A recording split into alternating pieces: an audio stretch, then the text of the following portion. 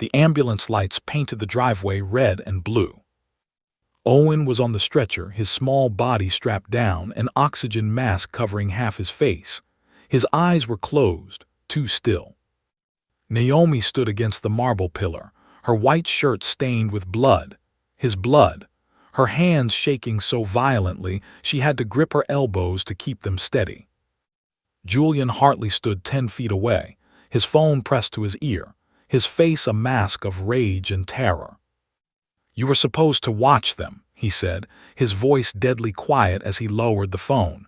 "You were the only one here." Naomi's lips moved, but no sound came out.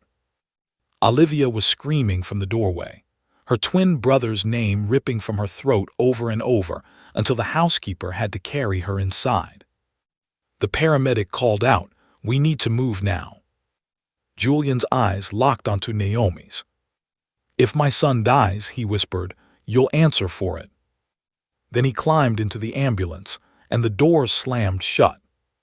Naomi stood alone in the dark, sirens fading into the night. And she couldn't remember what happened.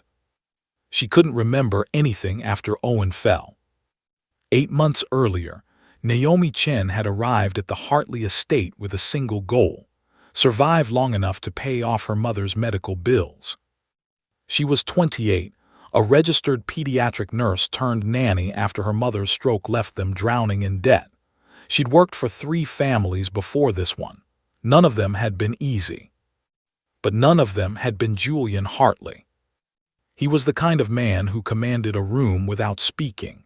Tall, sharp-suited, with dark eyes that missed nothing and a jawline that could cut glass. He'd made his fortune in sustainable energy before 35, then lost his wife in a boating accident when the twins were 2. That was 3 years ago. The twins, Owen and Olivia, were 5 now, and they moved through the world like 2 halves of the same broken heart. Naomi met them on her first day. Owen was the quiet one, clutching a stuffed rabbit with one ear missing. Olivia talked enough for both of them, but her words were rapid fire and defensive, like she was trying to fill the silence before it swallowed her. "We don't need a nanny," Olivia announced, crossing her small arms. "We're fine by ourselves." Naomi knelt to their level, meeting Olivia's fierce gaze. "I'm not here to replace anyone," she said gently. "I'm just here to make sure you're safe, and maybe have some fun if you'll let me." Owen peeked at her from behind his rabbit. "Do you know how to make pancakes?" he whispered. Naomi smiled. "What kind?" "Dinosaur pancakes." "Then that's what we'll make tomorrow." Olivia's arms uncrossed slightly. And that was the first crack in the wall. The weeks that followed were a careful dance. Naomi learned that Owen had nightmares about water, drowning dreams that left him gasping awake at 2 a.m. She learned that Olivia needed to control something, anything, so Naomi let her choose their daily schedule down to the minute. She learned that Julian Hartley worked 18-hour days and came home smelling like exhaustion and expensive cologne. He barely spoke to her at first. Just clipped instructions. Olivia has a nut allergy. Owen needs his asthma inhaler during exercise. Bedtime is 8 o'clock. No exceptions. But Naomi noticed things. The way he paused outside the twins' room when she read them bedtime stories. The way his shoulders dropped when he heard them laughing. The way he looked at his children like he was terrified he'd already lost them. One night she found him in the kitchen at midnight, staring at a framed photo of his late wife, Isabel. She was beautiful, sun-kissed and smiling, holding newborn twins against her chest. "They look like her," Naomi said quietly from the doorway. Julian didn't turn around. "Everyone says that." "Do you see it?" He was silent for a long moment. "I see her in the way Owen tilts his head when he's thinking," he said finally, "and in Olivia's stubbornness, in the way they—" His voice broke. Naomi stepped closer, careful not to intrude. "They're lucky to have you," she said. Julian's laugh was bitter. "Am I? I'm never here. I don't know how to talk to them anymore. I don't know how to. He stopped, his jaw clenching. You're trying, Naomi said. That's more than a lot of parents do. Julian finally looked at her, and something in his expression shifted. Thank you, he said quietly, for everything you've done for them. Naomi nodded, her chest tightening. She knew she was crossing a line, feeling too much, caring too deeply. But it was already too late. The twins started to bloom. Owen began drawing pictures of Naomi, stick figures with wild black hair and giant smiles. Olivia started asking Naomi to braid her hair every morning, a ritual that became sacred between them. And Julian started coming home earlier. He'd eat dinner with them, ask about their day, smile when the twins showed him their artwork. One evening, after the twins were asleep, he poured Naomi a glass of wine without asking. I don't usually drink on the job, she said, surprised. You're off the clock, Julian replied, handing her the glass, and I wanted to thank you properly. They sat on the terrace overlooking the gardens, the summer air warm and still. You've given them something I couldn't, Julian said quietly. Joy, hope, a reason to believe things can be okay again. Naomi looked at him, her heart pounding. You've given them that too, she said. You just can't see it. Julian's gaze held hers for a beat too long. Then his phone rang, a business emergency, and the moment shattered. But Naomi felt it. That dangerous, impossible pull. Then Diane Hartley arrived. Isabel's older sister, elegant, polished, with Isabel's features but none of her warmth. She swept into the estate like she owned it, kissing the twins on the head and barely acknowledging Naomi's existence. Jules, she said, linking her arm through Julian's, we need to talk about the foundation gala and the trust fund revisions, and… Not now, Diane. It's important, her eyes flicked to Naomi, family business. The dismissal was clear. Naomi excused herself, but not before catching the look on Diane's face. Cold, calculating, territorial. Later, Naomi overheard them arguing in Julian's study. She's just the nanny, Julian. She's more than that, the twins. The twins are vulnerable. They've attached themselves to a stranger. It's not healthy. Naomi isn't a stranger, she's… What? Diane's voice sharpened. What is she to you, Julian? Silence. Then Julian's voice, low and strained. Someone I trust. Then you're a fool. If you're already feeling the weight of what's about to break, you're exactly where you need to be. Welcome to Nanny Grace Stories, where we dive into the moments that test everything we believe about trust, loyalty, and the truths that hide in plain sight. This isn't just a story. It's a mirror held up to the messy, beautiful, devastating parts of being human. If that speaks to you, if you believe that truth always rises, even from the deepest betrayal, then stay with us. Subscribe so you never miss a story that might just restore your faith in second chances. Because what happens next will shatter everything Naomi and Julian built. Resume story. The accident happened on a Saturday afternoon. Julian was in the city for an emergency board meeting. Diane had stopped by to check on the children, something she'd been doing more frequently. Naomi was in the garden with the twins, setting up a treasure hunt. Stay in the garden, she told them firmly. No going near the pool or the cliffs, okay? Okay, they chorused. Naomi went inside for 2 minutes, literally 2 minutes, to grab the treasure box from the kitchen. When she came back, Diane was standing at the garden gate, her phone in her hand. Where are the twins? She asked sharply. Naomi's stomach dropped. Owen, Olivia. No answer. Naomi's heart began to pound. She ran through the garden, calling their names, her voice rising with panic. Then she heard Olivia scream. Naomi sprinted toward the sound. The old stone fountain at the edge of the property, off limits, too dangerous, the decorative rocks loose and unstable. Owen was lying at the base of the fountain, blood pooling beneath his head. Olivia was crouched beside him, sobbing. He fell, and he won't wake up. Naomi dropped to her knees, her nursing training kicking in immediately. Pulse weak but steady. Breathing shallow. Head wound severe. Call 911, she shouted at Diane. Now. Diane just stood there, phone in hand, staring. Call an ambulance. Naomi applied pressure to the wound with her shaking hands, talking to Owen in a low, steady voice, even though he couldn't hear her. You're okay, sweetheart. You're going to be okay. Stay with me. The ambulance arrived in 8 minutes.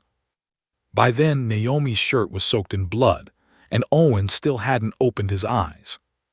The hospital waiting room was sterile and cold.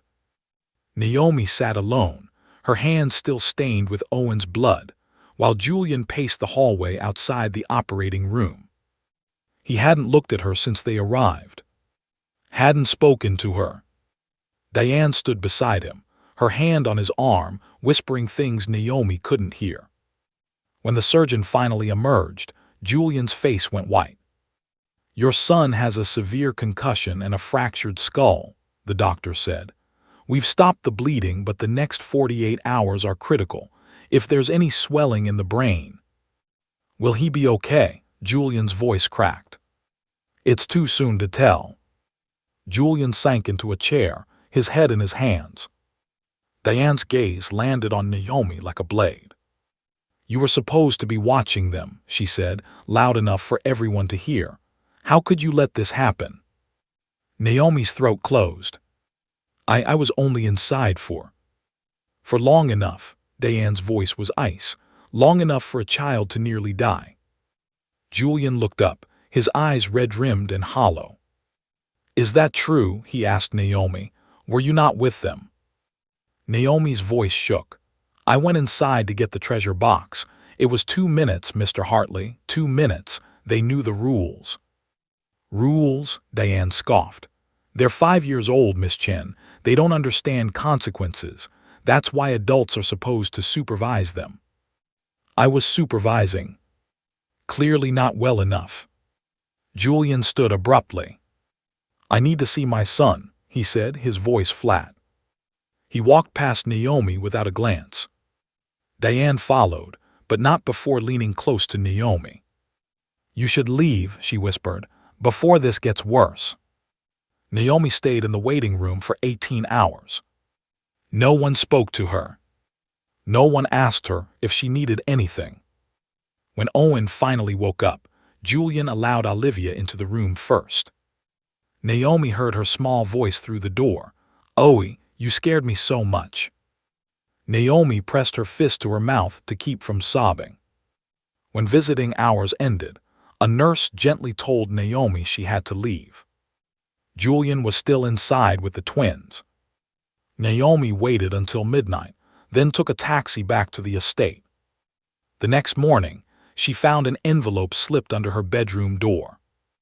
Inside was a formal letter on Hartley Estate letterhead. Miss Chen, due to the events of yesterday and the ongoing investigation into Owen's accident, your employment is suspended pending further review. You are asked to remain on the property, but are relieved of all childcare duties effective immediately. Julian Hartley. Naomi read it 3 times, her hands trembling. Then she sat on the floor and cried until there were no tears left. The twins came home 4 days later. Owen's head was bandaged, his movements slow and careful. Olivia clung to Julian's hand like she was afraid to let go. Naomi watched from her bedroom window as they pulled into the driveway. She wanted to run to them, to hold Owen and tell him how sorry she was, to braid Olivia's hair and hear about her brother's hospital adventure. But she wasn't allowed. Julian had hired a new nanny, an older woman named Margaret who moved through the house like a ghost. Naomi was invisible now. A week passed. Then 2. Naomi heard Owen crying at night, calling for her. Heard Olivia asking Julian, "Where's Naomi? Why won't she come see us?" Heard Julian's pained response, "She can't, sweetheart, not right now." Naomi was dying inside. Then Mrs. Cho, the housekeeper, knocked on Naomi's door late one evening. "Miss Chen," she said quietly, "there's something you should know." Naomi looked up, exhausted. "What is it?" Mrs. Cho hesitated, then stepped inside and closed the door. "Miss Diane was here the day of the accident," she said carefully. "I saw her talking to the twins by the fountain before you came back outside." Naomi's heart stopped. "What?" "I didn't think anything of it at the time," Mrs. Cho continued. "But after everything that happened, I started wondering, why was she there? What did she say to them?" Naomi stood abruptly. "Did you tell Mr. Hartley?" Mrs. Cho shook her head. "Miss Diane is family. He wouldn't believe me over her. But you, maybe if you ask the children what happened." "I'm not allowed near them." "Then maybe you should be." That night, Naomi made a decision. She would leave in the morning, pack her things, collect whatever pay she was owed, and disappear. She couldn't stay in this house, invisible and blamed, while the twins suffered. But at 2 a.m., she heard footsteps in the hallway. Then a small voice outside her door. "Naomi." She opened the door to find Owen standing there in his pajamas, his head still bandaged, his rabbit clutched to his chest. "Owen, sweetheart, you shouldn't be." "I remember," he whispered. Naomi's breath caught. "What do you remember?" Owen's eyes filled with tears. "Aunt Diane said you wanted us to go to the fountain," he said quietly. "She said it was a surprise. She said you'd be waiting there." Naomi's world tilted. "What?" "She said not to tell anyone," Owen continued, his voice breaking.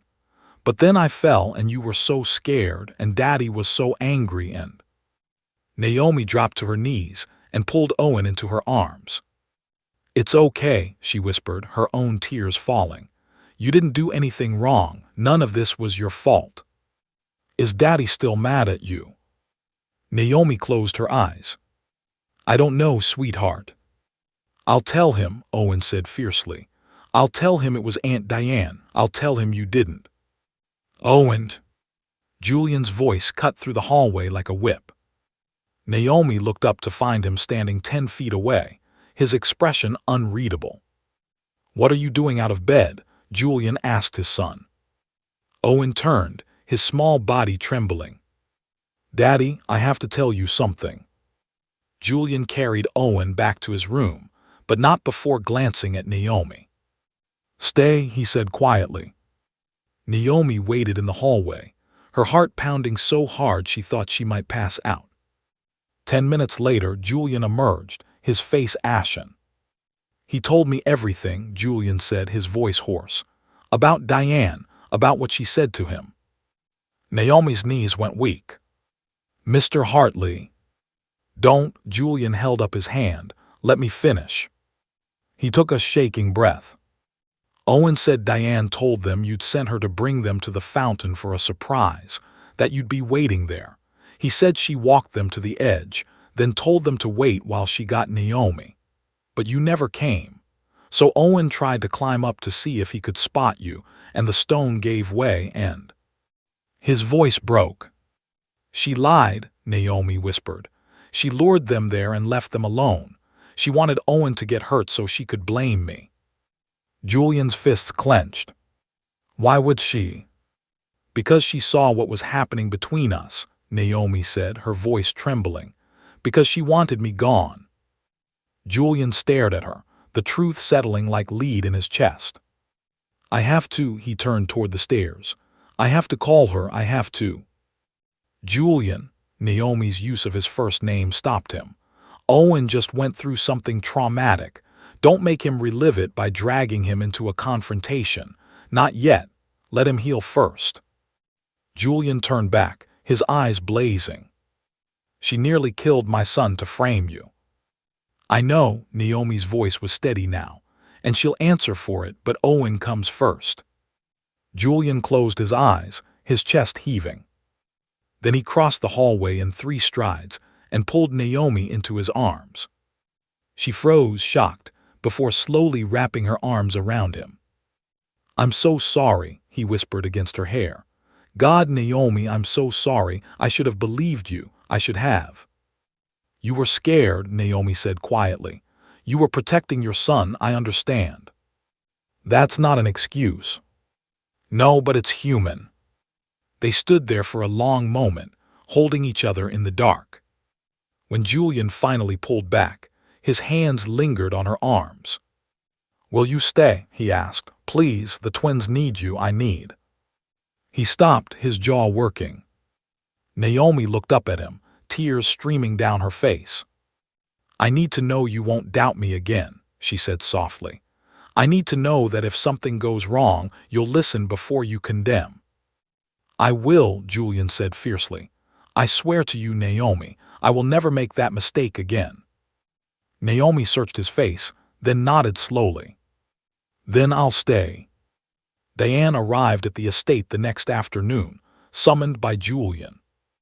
She walked into his study with her usual confidence, but it faltered when she saw Naomi standing beside Julian's desk. "What's this about?" Diane asked coolly. Julian didn't sit down.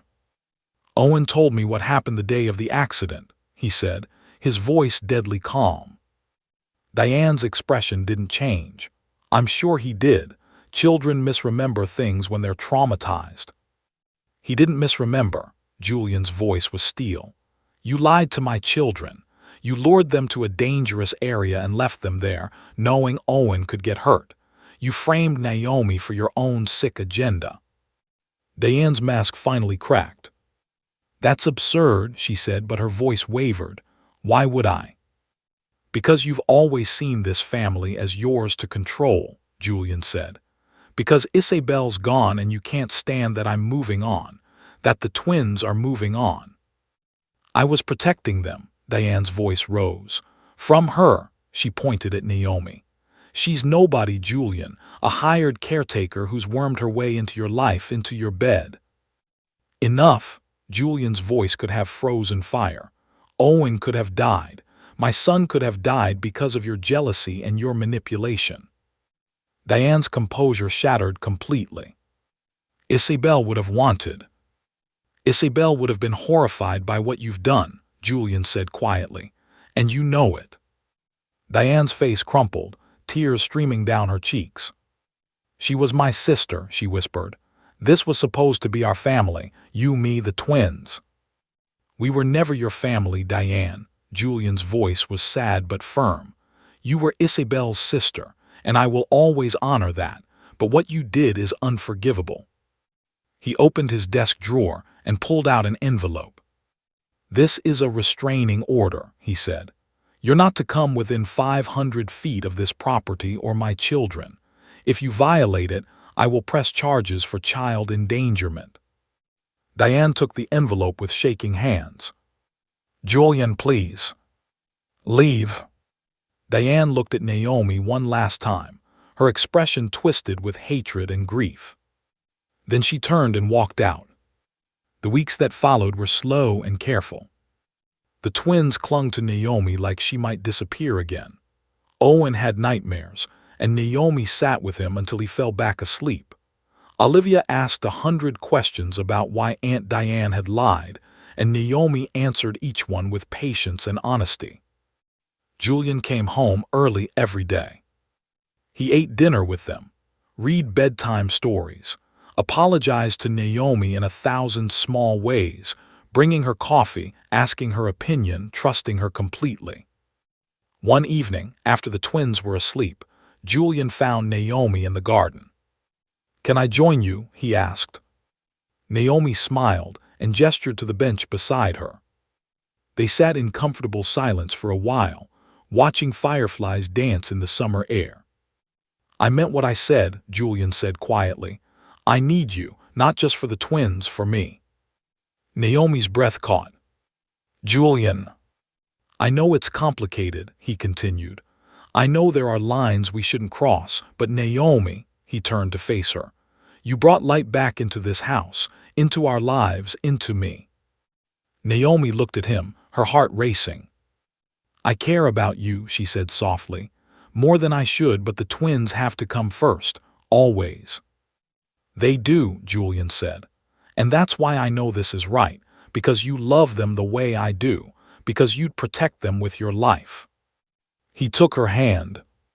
So I'm asking you to stay, not just as their nanny, but as part of this family, however that looks, whatever that means. Naomi's eyes filled with tears. Are you sure? Julian smiled, a real smile, warm and hopeful. I've never been more sure of anything. Naomi squeezed his hand. Then yes, she whispered, I'll stay. If you stayed with us until the very end, thank you, from the bottom of our hearts. Stories like Naomi's remind us that the worst betrayals often come from those closest to us, and that healing requires more than apologies. It requires courage, humility, and the willingness to trust again when every instinct tells us not to. Sometimes the truth doesn't arrive with trumpets. Sometimes it arrives in the small, broken voice of a child who just wants things to be right again. If this story moved you, if it made you think about the people you trust, the choices you make when fear takes over, or the second chances we all deserve, we'd be honored to have you with us. Subscribe to Nanny Grace Stories for more emotional journeys that explore betrayal, redemption, and the messy beauty of being human. Leave a comment and tell us, would you have forgiven Julian? Would you have stayed? And if this story touched something deep inside you, share it with someone who needs to remember that truth always finds its way home. Thank you for trusting us with your time. We'll see you in the next story.